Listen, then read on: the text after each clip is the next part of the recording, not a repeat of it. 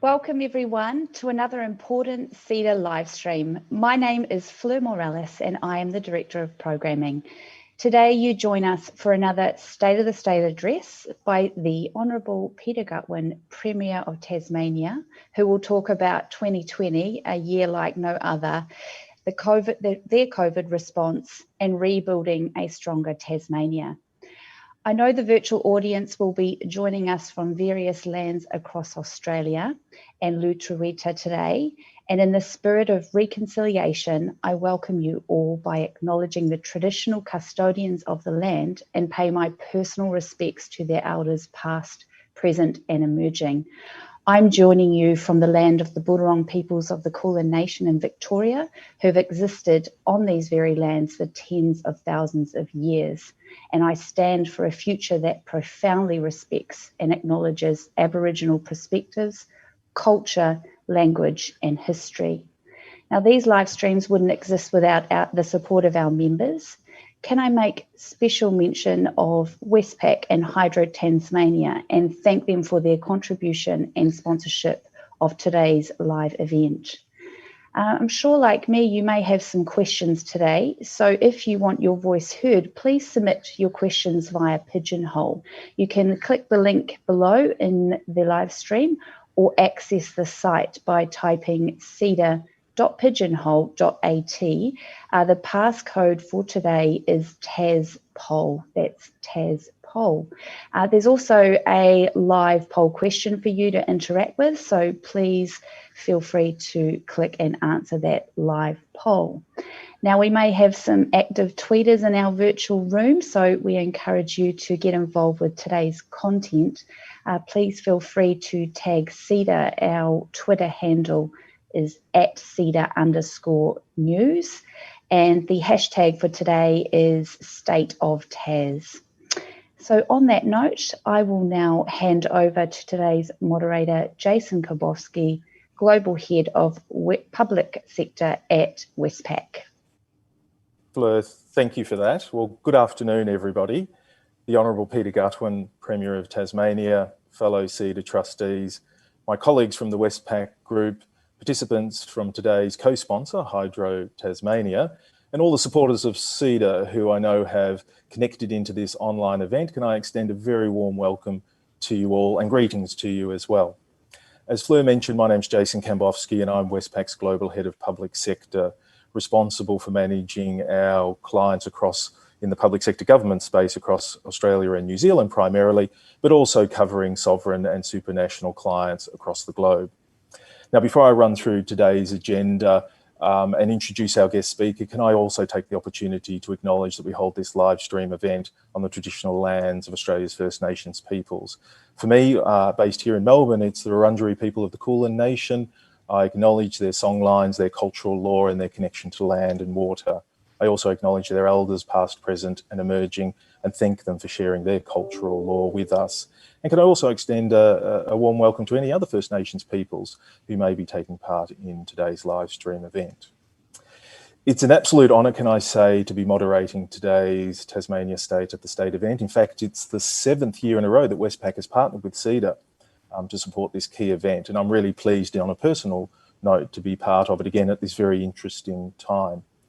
Today represents a great opportunity to hear about the challenges of 2020 and the road to recovery as we look to rebuilding a stronger Tasmania. And you'll hear all about that from no one other than the Honourable Peter Gutwein, who's the Premier and Treasurer of the state and obviously key in supporting and organising its future direction. It's clearly an understatement to say that we live in unprecedented times, as there is no one in Australia, indeed the globe, that hasn't been impacted or touched by the COVID-19 pandemic. You know, it's been devastating in its impacts on the Australian people and the Australian economy, and I'm sure it will continue to have impacts for a time to come. Tasmania's economy hasn't been immune. However, as we look and hit toward the very end of September, being the last day of September today, there are, however, some bright spots emerging. The Westpac card tracker, which is based on millions of credit and debit card transactions processed by the bank, indicates that spending in Tasmania has bounced back quite strongly and in many categories is approaching pre-COVID levels, which is fantastic to see. Labour market trends also confirm that the state is reopening, with activity expanding in the September quarter. and payroll numbers in August were 2.5% higher than in the June quarter, and hours worked have jumped by about 10%. So some really good positive signs in Tasmania, although I'd hesitate to say we're probably not out of the woods just yet. At the Westpac Group, we're keen to build on our long-term engagement with Tasmania, which has been now for over 170 years since we opened our first branch in Launceston all that time ago.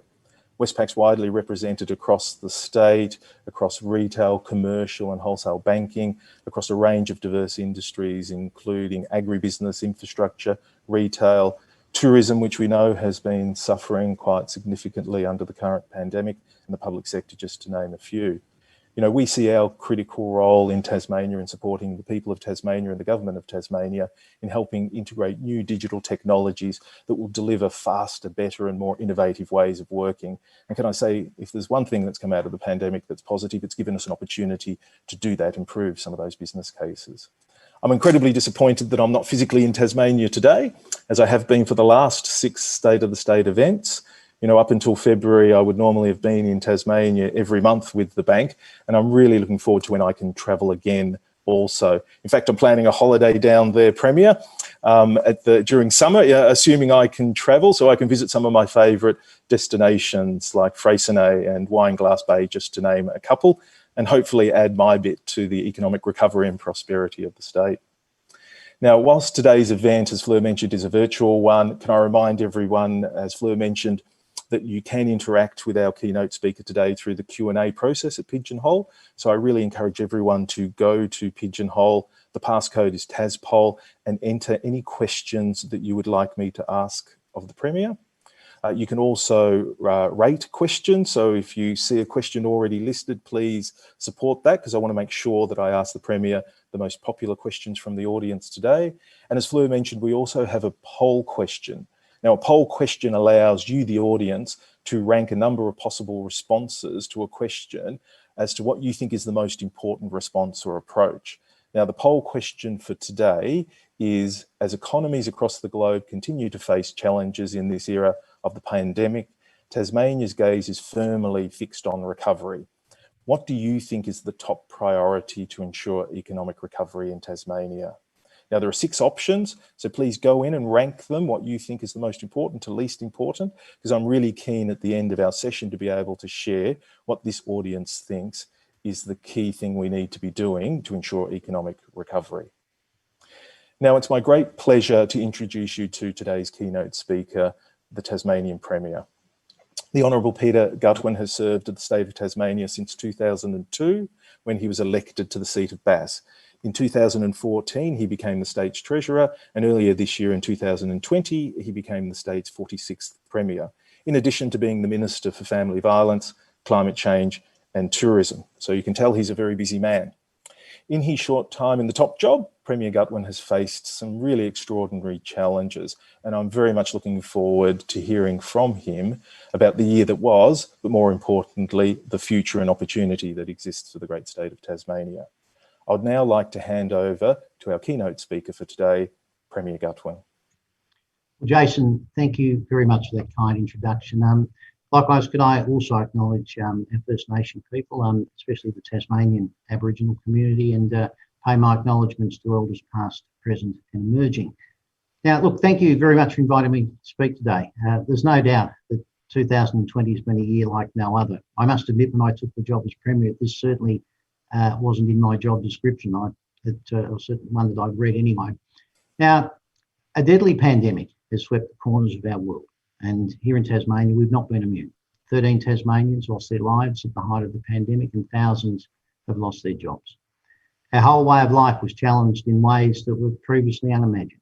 However, we've been proactive, we've been agile, and I believe Tasmania is, as a result of the measures that we've taken, one of the safest places in the world. As we continue to recover, there is a quiet confidence and cautious optimism building in Tasmania. Now, today I want to provide you with an overview of our response to the virus and the pandemic that we faced, and some of the context behind what was driving our decision-making in those early days, our initiatives to support recovery, and I'd also like to talk about our plans to rebuild a stronger Tasmania. Earlier this year, when COVID arrived in Tasmania, we capitalised on our unique island advantage. We went hard and we went early on border restrictions to reduce the virus's opportunity to enter the state. On the 13th of March, I attended my first and what turned out to be my last COAG meeting as Premier. And on Sunday, the 15th of March, I announced then the first of Tasmania's border measures, which was the ban on international cruise ships. We went first in that respect, and this was quickly followed by a national ban later that day. Interestingly, National Cabinet also met for the first time later that afternoon. On the 19th of March, I declared a state of emergency, and the next day we closed Tasmania's borders and introduced strict quarantine arrangements for everyone arriving in the state. Other jurisdictions over the next few weeks then took similar action. On the 22nd of March, we made the very difficult decision, in line with all states and territories, to put in place the first stage restrictions on businesses, which had significant impacts on our tourism and hospitality sectors as a result of the closures that we had to enforce. We've no doubt that these initiatives, given our state has an older and more vulnerable population, save lives, and that has always been the focus of this government, understanding that we have a population that is more vulnerable, and we've taken the steps as we saw fit, backed by public health advice, to ensure that we protected people. The Northwest outbreak, which many would have heard of on the Northwest Coast, had its genesis in the Ruby Princess and saw us quickly mobilise additional resources to the area, including welcoming ADF and AUSMAT support provided by the federal government, and instituted additional restrictive measures in terms of that region to curb the spread. This rapid response approach that we took has been recognised nationally for its effectiveness and as a good example of working quickly to bring that outbreak under control. The height of the pandemic here also saw significant economic impacts. In April, retail trade fell by 17%. By May, around 20,000 Tasmanian jobs had been lost, including up to 28% of our hospitality jobs. And our Treasury was forecasting an unemployment rate of around 12.25% in June, and a budget with significant deficits and net debt. With COVID-19 threatening our health system, our way of life, our economy and jobs, we acted swiftly. On the 17th of March, we announced our first social and economic package, valued at over $400 million. Just 9 days later, we announced a second package, bringing our total support to over $1 billion, the most significant in the history of our state, equivalent to more than 3% of our GSP. It's now understood that at that time it was the largest in the nation using that metric. Our social and economic support responded to the health crisis and cushioned the economic impacts by using our balance sheet as an economic stabiliser, while complementing Commonwealth supports, including JobKeeper, JobSeeker and cash flow and other investment support that was flowing. It included additional funding and investment of around $150 million at that time for our health preparedness and response, as well as significant support for mental health services as well. We provided additional funding to support vulnerable Tasmanians, including in housing and homelessness, child safety and wellbeing and family violence, and we froze rental payments for social housing tenants. We delivered thousands of meals through partnerships with community organisations, activated emergency pandemic grants, and we also led the nation's states and territories by introducing support for temporary visa holders who could not return to their countries of origin, and made a package available of up to $3 million. Critically, we supported businesses and jobs through the restriction period to enable them to get to the other side. We provided waivers and relief on payroll tax, land tax, motor tax fees, leases and licences, and provided millions of dollars in business support grants, as well as zero interest loans. But we know that the road ahead is not easy, and we continue to reassess where additional support is required. And recently we've made further announcements. We provided another $60 million in business recovery loans early in September. And to help support the Tasmanian tourism sector in the lead up to the safe opening of our borders, the government is implementing a total of $12.5 million in Make Yourself at Home travel vouchers to generate, we expect, around $50 million in economic activity for the sector here in our domestic market. Tonight, the second tranche of these vouchers will be released. And I don't mind saying we were surprised by the appetite for them. Nearly 50,000 people benefited from the first tranche, and those vouchers went in around 38 minutes. They just flew off the shelf. To stimulate our economy, we've also announced early in June our $3.1 billion construction blitz, a program to build our way to recovery, to help our small businesses, and we hope to underpin 15,000 jobs over the next 2 years. The centrepiece of this plan is 2,300 new houses, including significant investment in social and affordable ones to not only create jobs, but also to provide more homes for Tasmanians that need them. The state, with support from the National Home Builder Package, also now provides a $45,000 grant to build a new home, and our home builder construction sector is reporting a significant spike in inquiry and the signing of contracts. And the HIA said that Tasmania is leading the way on this particular initiative. Importantly, we recognise that investing in productivity, enhancing infrastructure supports long-term economic growth and will increase and support aggregate demand in our broader economy. The construction blitz that we've outlined brings forward significant infrastructure investment in roads, in schools, public housing, irrigation, and for other essential services, with cultural, sporting, health and policing infrastructure also receiving attention as well. For context, 6 years ago, infrastructure, when I first became Treasurer, was around a $1.4 billion spread over 4 years. Our construction blitz will deliver around $2 billion in 2 years, nearly 50% more in half the time. Going forward as a state which is already nearly 100% renewable, our target to double renewable energy generation by 2040 underpins Project Marinus and Battery of the Nation.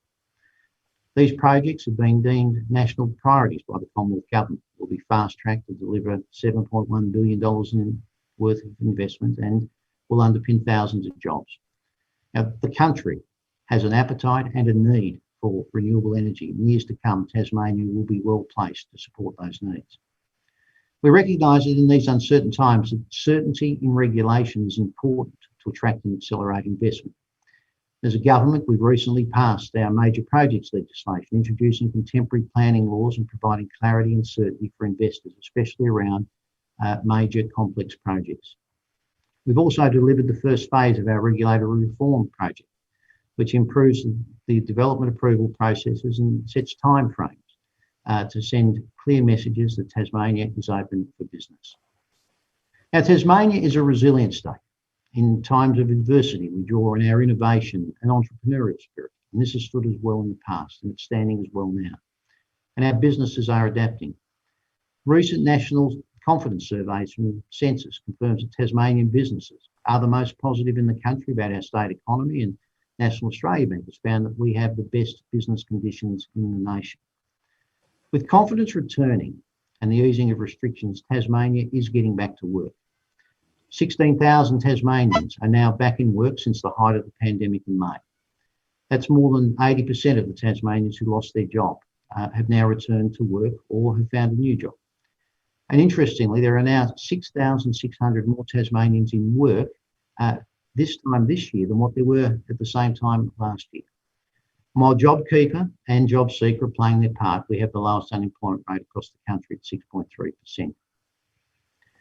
Tasmanians are, and Jason, you touched on this, are supporting their local businesses, with July retail trade 18.7% higher in July this year compared to last year. Very pleasingly, building approvals were up 28% in July, more than in July of last year. Both of these metrics are the highest growth in the country. Home loans grew by 13% in July, and in August, job vacancies grew 8% to be 2% higher than what they were at the same time last year. In the March quarter, leading into the pandemic, we were one of just 2 states to see state final demand growth. While the impact of COVID-19 on Tasmania cannot be understated, the strong position of the economy and our budget prior to the pandemic is supporting our recovery and standing us in good stead. Because of the significant support that we provided, the economic impact has not been as severe as initially forecast. The 2019-20 outcome of a negative 0.1% state final demand is significantly better than the May forecast that we had of a decline of 1.5% for the financial year. We went into this crisis with a strong balance sheet and carrying no net debt. As a result of improved conditions, the impact on our budget has been moderated from the initial estimates that we put out in May. And while we recorded a net operating deficit of around $275 million for the past financial year, Tasmania, I'm pleased to say, continues to remain net debt free.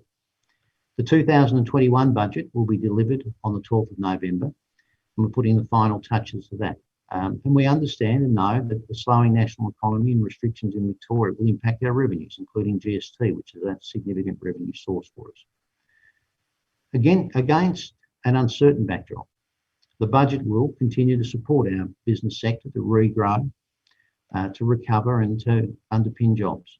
It'll consolidate on the significant support that we've provided to date, and it'll continue investing into infrastructure to stimulate our economy. Across the world and in states closer to home, we've seen the consequences of a second wave. Consequences of that here in Tasmania would not only deliver devastating health and social consequences, but would have an economic impact here in Tasmania, modelled by Treasury, of around $500 to $600 million. Now, our plan has been to sensibly ease restrictions, and we've used our borders to prevent a second wave and to protect our health and aged care systems while we continue to prepare and to ensure that community is confident when we do open up. Recently, I outlined a three-step plan to open our borders. The first step, from the 20th of September, allowed Tasmanian fly-in, fly-out workers in low-risk jurisdictions who are away for extended periods of time to return home without quarantine. We've also recently allowed seasonal workers to enter our state under strict COVID-safe conditions. And while our focus is on Tasmanians for the seasonal work and encouraging Tasmanians to take on those jobs, and we're running a strong campaign, allowing seasonal workers to enter the state to fill the skills and resource gaps is important as it provides certainty to industry as we move forward. Step 2 has us considering the possibility of bringing forward the date for easing of border restrictions with COVID-safe and low-risk states by the end of October. Those low-risk jurisdictions, including South Australia, Western Australia, the Northern Territory, Queensland, the ACT, and possibly New South Wales, being monitored on a day-by-day basis. And I have to say, very positively, both for the country and for Tasmania, this is looking increasingly more positive based on the outcomes being achieved in these other states and territories. And I think it's a credit to the country overall that we're in such a strong position. Step 3 will be for our state controller, supported by public health advice, to provide advice to me on our border restrictions with Victoria or other hotspot areas post the initial date of 1 December that I set for the opening of our borders. We'll try to work hard to meet the national aspiration for the country to be open for travel from safe jurisdictions by Christmas. Now, in preparation to open our borders, we've continued to strengthen our safeguards, including our health and aged care preparedness. In Tasmania, we can now test over 1,000 people per day, and we have surge capacity to test up to 2,000 per day if required. We continue to develop our health surge capacity, including our rapid response and track and trace capabilities, which have been demonstrated through the Victorian outbreak to be of key import. We have in place an aged care emergency operations centre, which is working closely with the federal government to ensure that we can respond, but importantly that we have the necessary protections in place in terms of our aged care system and sector around the state. Our state medical emergency stockpile, including PPE, is well stocked for a peak COVID impact and to ensure that we have sufficient stocks and usage at that time. And our sea and airports continue to health screen travellers. As I've consistently said, this is a pandemic and we must remain cautious, we must remain responsive, and we must remain agile. By taking a sensible transition path, we're able to cautiously assess and monitor the risk and scale up or scale back as required to keep Tasmanians safe. Now, right through this, I've taken advice from Public Health and the State Control, and I'll continue to take advice from them and the State Health Commander as well. Treasury have also provided their analysis along the way. And what we've been able to do is to ensure that we can balance what is both a health and economic crisis and therefore mitigate to the extent we can any social and economic impacts while keeping people safe. As part of our plan to rebuild Tasmania, I've also established the Premier's Economic and Social Recovery Advisory Council, PESRAC. They've already provided 64 recommendations which have been accepted by the government to assist our early rebuild. And last week I announced that PESRAC will now be conducting a wide-ranging, comprehensive and multifaceted consultation program with the broader Tasmanian public. And I'm expecting a final report next year to inform the 2021 budget as we continue our rebuild. These are challenging times. However, there is a cautious optimism in our state.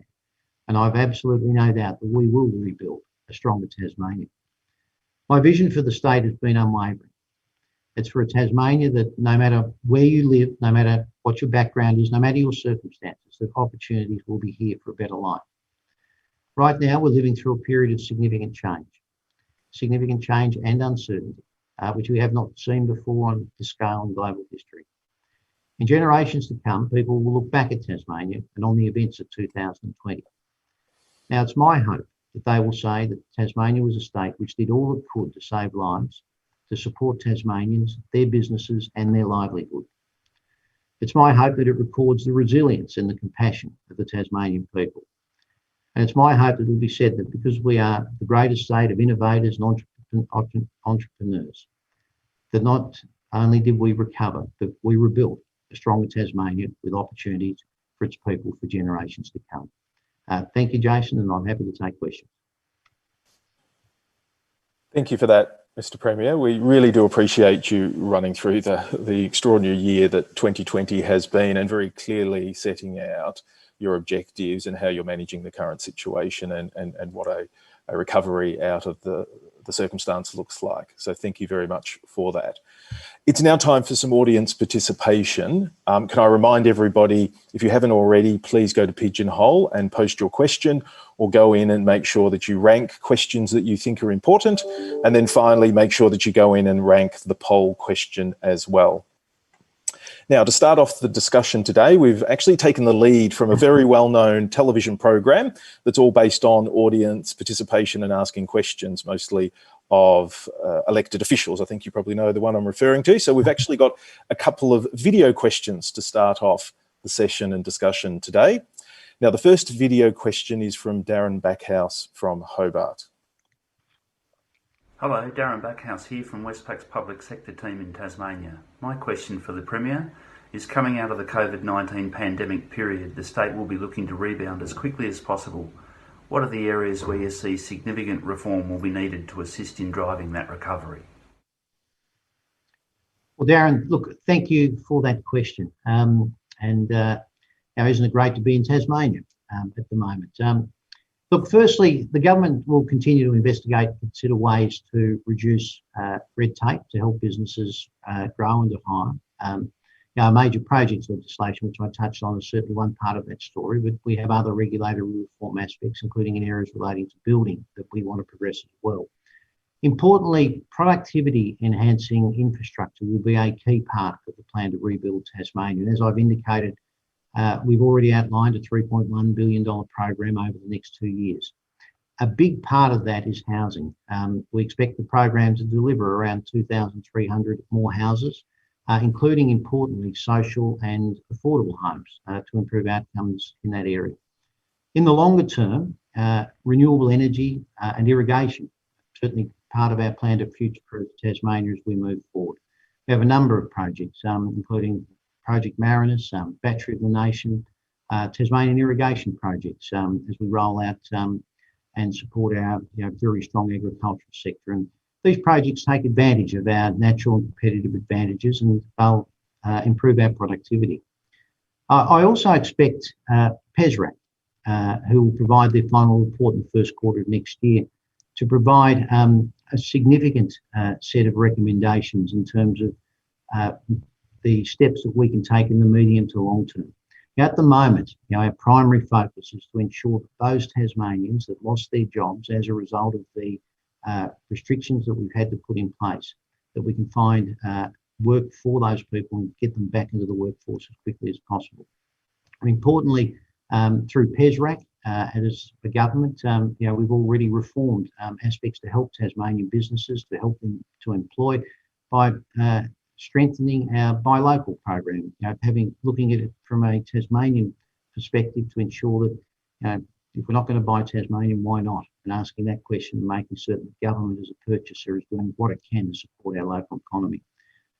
So importantly, underpinning what we do will be the drive for infrastructure. It's a lever that the government can pull, and the extent of our infrastructure investment driven out of the public sector and driven by our government businesses is designed to ensure that we can get Tasmanians back into work, but also importantly, that we can underpin aggregate demand, which will flow across other sectors of our economy, and importantly, support Tasmanians in work. Thank you for that, Premier.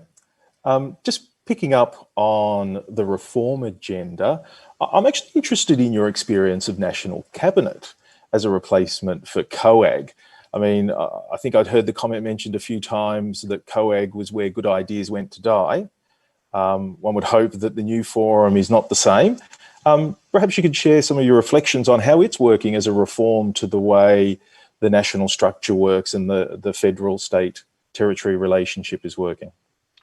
Well, Jason, look, that is a great question, and I'm probably the worst Premier in the country to answer it, on the basis that I had the pleasure of only going to COAG once. And in fact, I attended COAG's last meeting, and that was my only meeting. Then, as I indicated, within a couple of days, National Cabinet had held its first meeting on the Sunday, shortly after that Friday COAG meeting that I attended.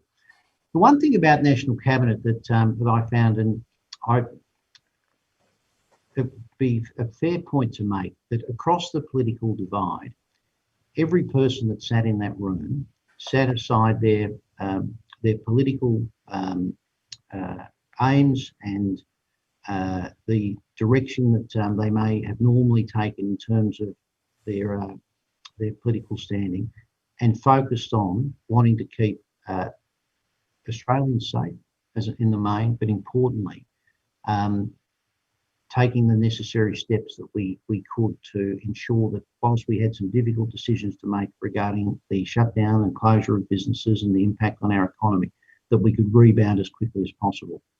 And I've only had the pleasure of being a treasurer and attending National Treasurers conferences for the last 6 years. It'd be fair to say that we achieved more in a handful of meetings, and I think we'd all agree this as premiers, than what had been achieved in a 6 or 10 year period prior to that. We were of one mind, one thought, and together we were prepared to assist each other and to make decisions. And I hope that that can continue. I'm sure it will, because the challenge that we now face is not a health one, it's an economic one, and it's together all of the state's leaders and territory leaders, along with the Prime Minister, are going to need to work together to rebuild. Thank you for that. We might go to our second video question, and this one's from Evangelista Albertini, also from Hobart. Hi Premier, Evangelista Albertini speaking, CEO of Hydro Tasmania. The state government has a visionary energy policy, and I'm wondering how the Battery of the Nation and pumped hydro construction projects can contribute to a stronger Tasmania.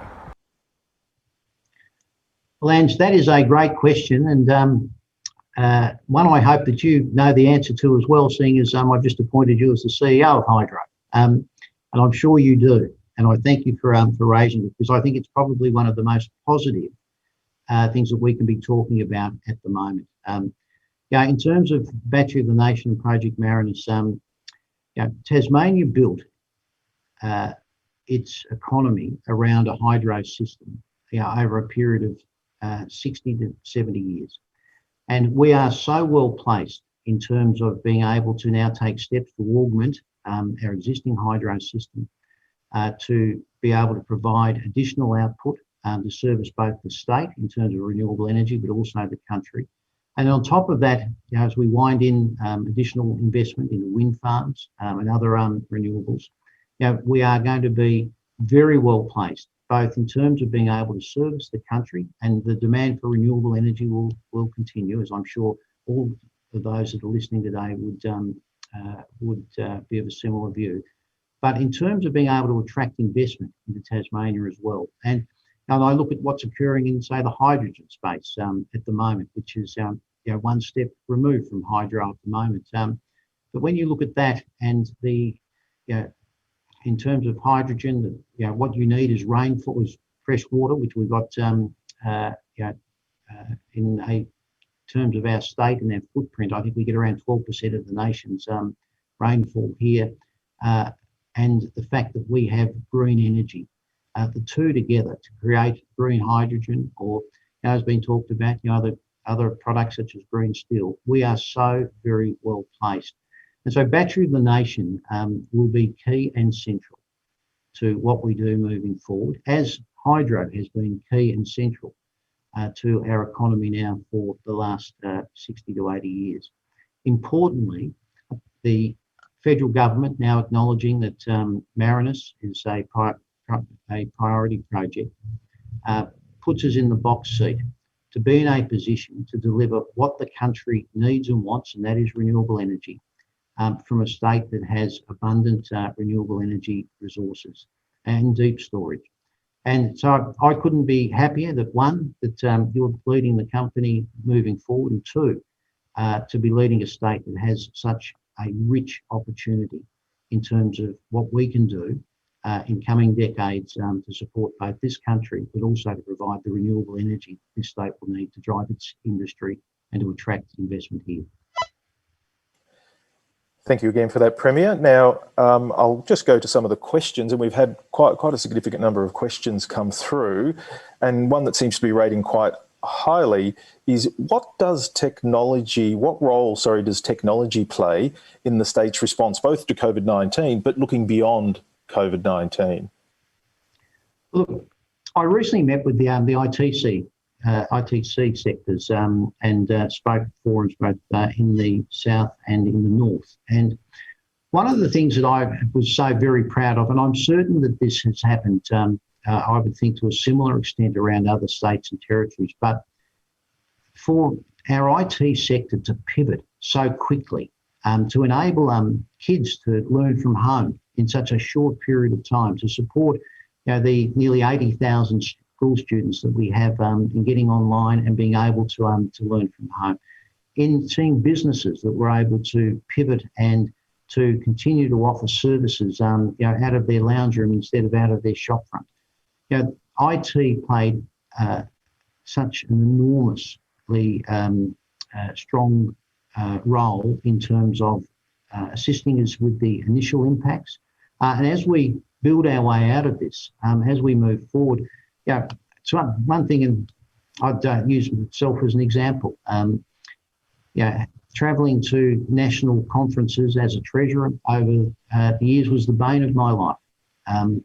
To lose a day in transit, depending on where the conference was to be held or the treasurer's meeting, to now be able to, in my own office, be a part of those meetings and to have the productivity gains that brings with it, I think is one of the key learnings that we will take. And I'm certain in the financial services sector, Jason, you've seen that same pivot as well. And across a range of industry sectors, we're seeing productivity enhancing reforms that have been driven by necessity, but will become a part of the way that we do business as usual moving forward. And I don't think that we can underestimate those steps that we have taken, as I've said, by necessity, in terms of what they will mean for strengthening our economy moving forward. And importantly, what we've seen at the state government level, the requirement to continue a strong investment across all of the platforms that we have at a state government level. There could never have been a starker reminder of the need to do that than what we've just been through, nor a starker reminder of the benefit of an IT sector that is prepared to be nimble and pivot and to put in place the necessary architecture to ensure that businesses can operate, but importantly, that we can get productivity gains at the same time. I think if there's one thing we've all learned, it's that human beings are adaptable creatures, and technology has absolutely supported us in that. And you're correct, Mr. Premier, it's been very evident in the financial services sector as well. Another key question theme that's coming through from the audience is with respect to the visitor economy. And clearly, tourism was an important industry in Tasmania and a growing and developing one, both domestic and international, and COVID-19's had enormous impacts on that sector. What are the plans to make that sector viable again and to make it really sustainable and have the opportunity to grow?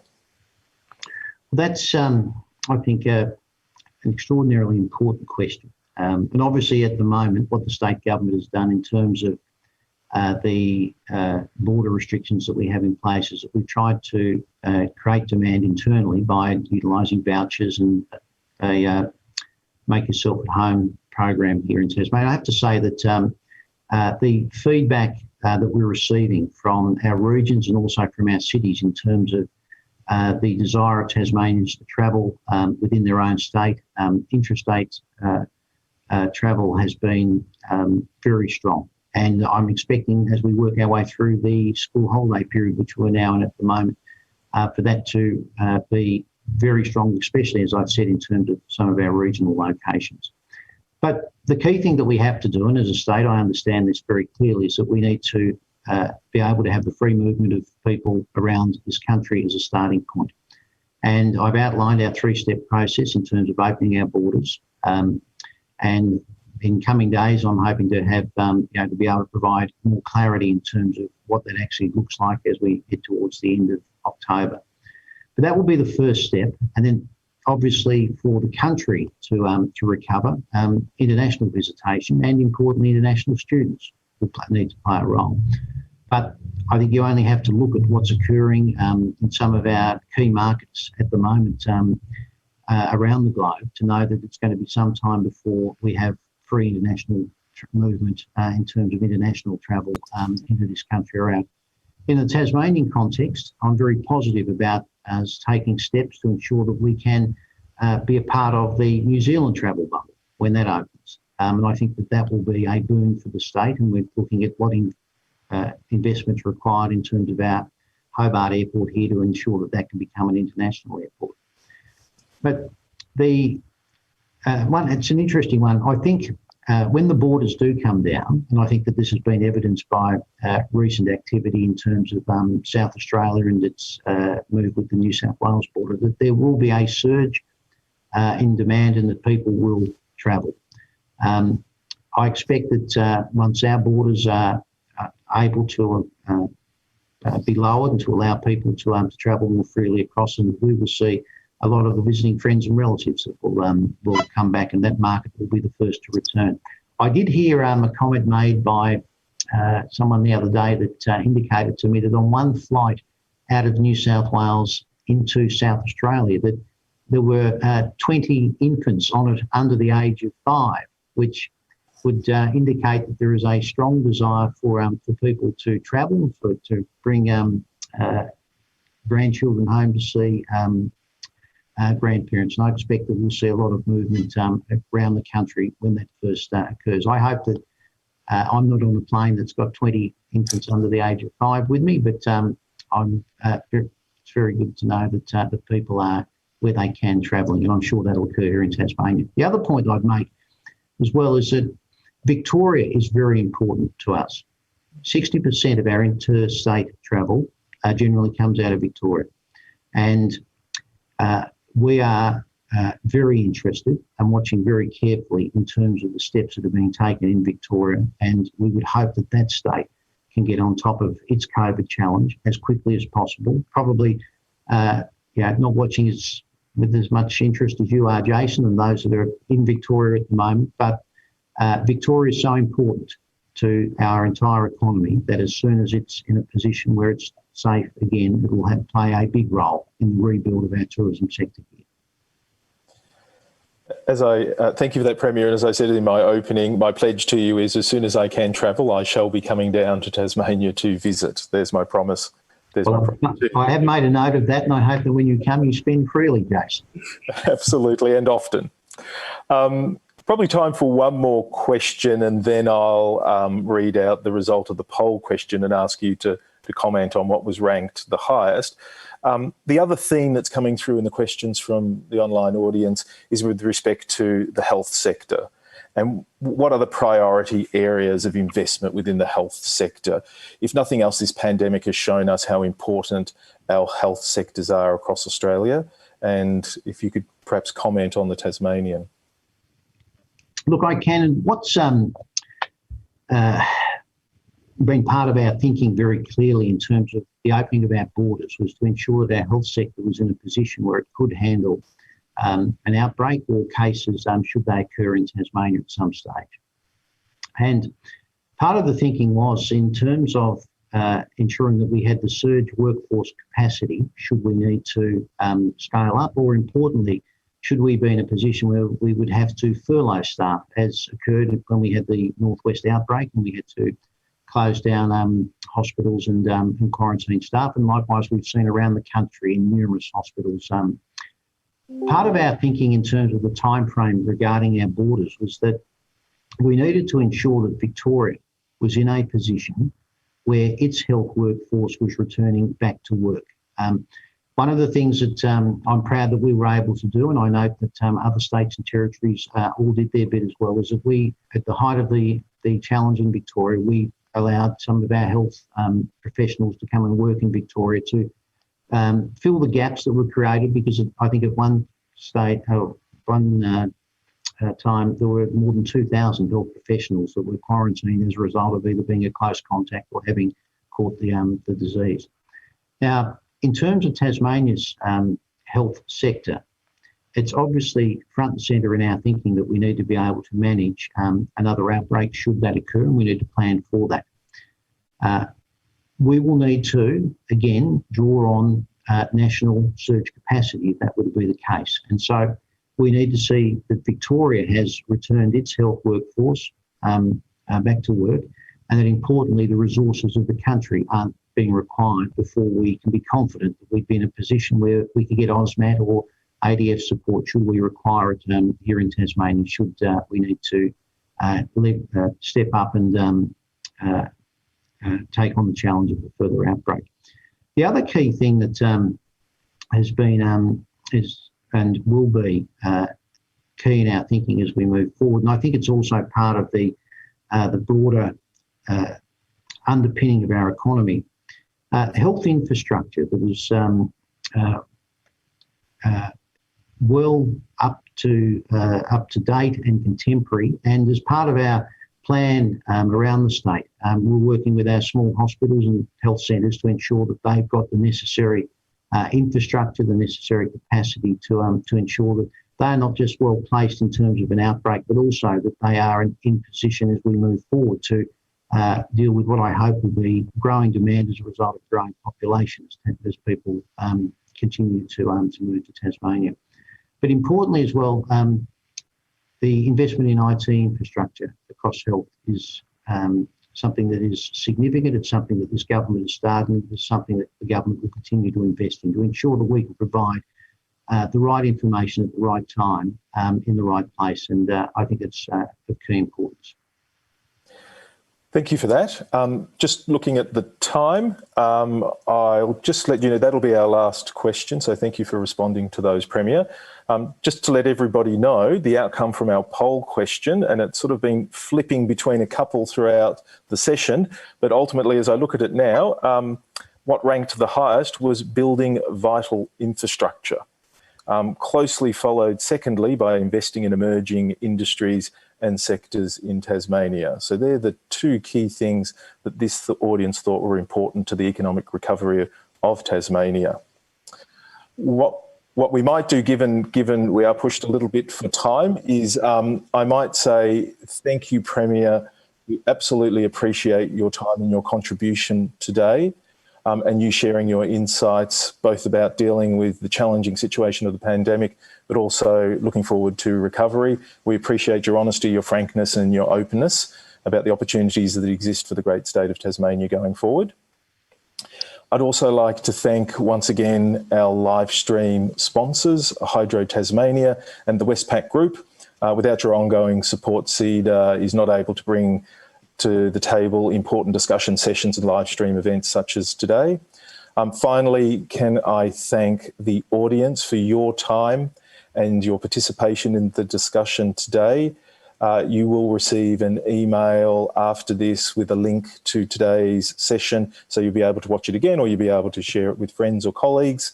Please do keep the conversation going by connecting to CEDA through LinkedIn, Twitter, Instagram, YouTube and Facebook, or by going to the CEDA website as well. Don't forget everyone that the next CEDA live stream event is the Copeland Lecture which will be with the Honourable Julie Bishop on the 16th of October, which should be a fantastic event. So I encourage you all to register for that. Thank you again, Premier, for your time. It's been absolutely fascinating listening to how you've managed a very difficult situation. And finally, can I say to everybody, please have a productive and most importantly, safe rest of the day, and goodbye to everyone.